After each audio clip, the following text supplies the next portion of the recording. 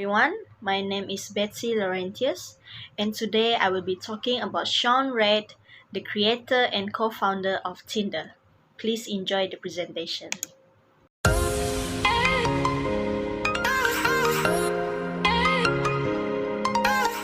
Sean Rad was born in the mid 1980s as the son of an Iranian immigrant who came to Los Angeles in the 1970s. His childhood was spent as part of a tight-knit Persian community in Beverly Hills, and his parents made a successful career in the consumer electronics industries. Sean Rad actually had absolutely no interest in anything related to the technology's world. He, in fact, was inclined towards becoming a performer. Somehow, something else that helped push him in a new direction was the cell phone his parents gave him when he was 13 years old. It was supposedly meant to cheer him up, since the acne he suffered from as a teen left him feel awkward. But of course, it also got him interested in the mobile technology in the pre-smartphone era, whereby the iPhone itself wouldn't be launched until Sean Rad was in his 20s.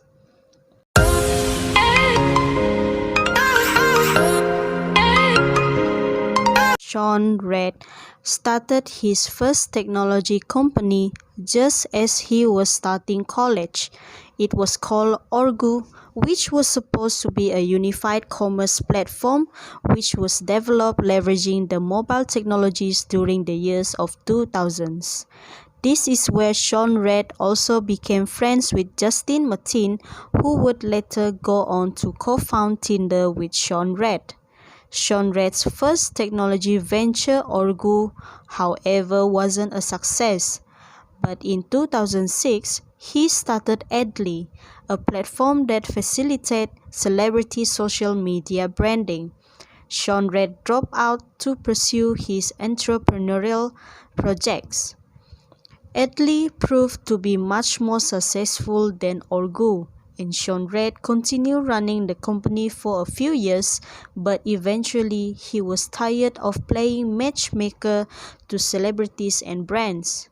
In 2012, Sean Rad sold his stake in Adly and joined Hatch Labs, a New York-based incubator for mobile apps that happened to also have an outpost in Los Angeles.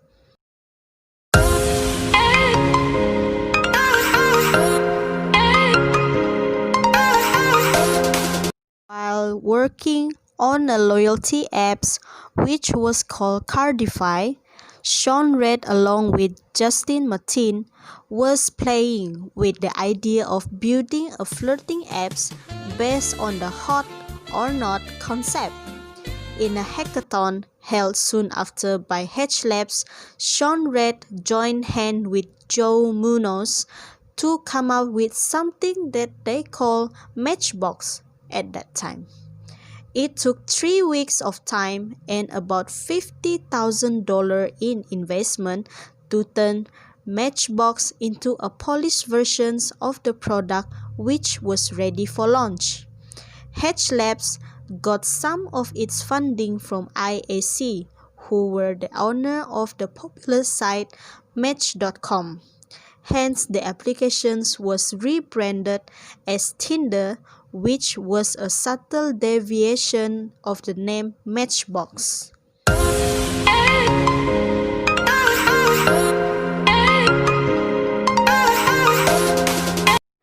Tinder is an online dating application that allows users to anonymously select the person they are interested to meet by swipe to like or dislike the profile based on their first impressions of the profile photos, a minimal biography, and common interests.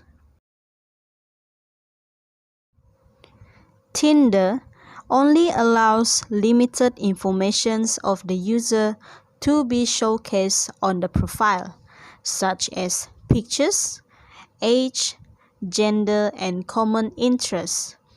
Thus, it is convenient for the users to browse through the filtered dating pool of Tinder.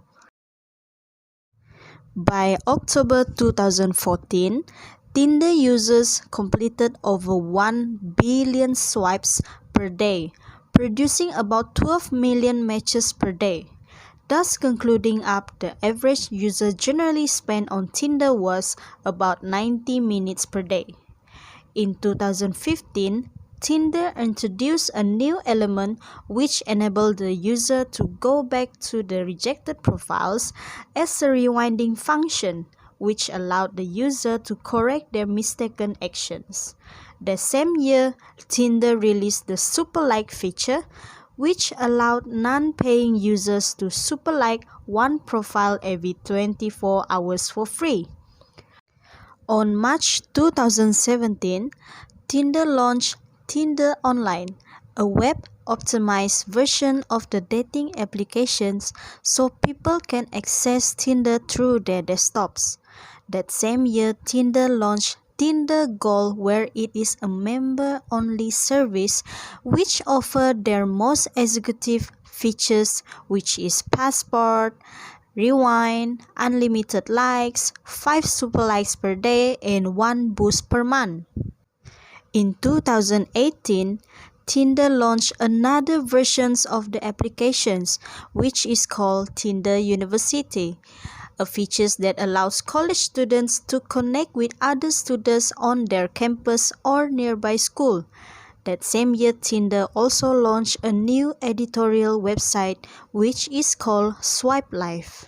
May 2019 was to plan on to launch a lighter versions applications of Tinder called Tinder Lite, which aim at growing markets where data usage, bandwidth, and storage space are at concern. In January 2020, Tinder administrations enabled a panic button and anti-catfishing technologies to improve the safety of the users in United States of America. In the future, these features will become globally available.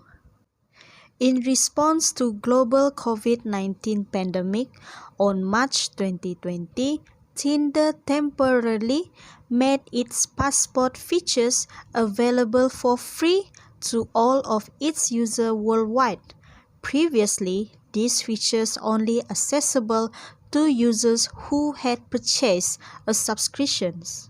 Tinder was launched in 2012 as a joint venture between IAC and a mobile application developer, Extreme Labs.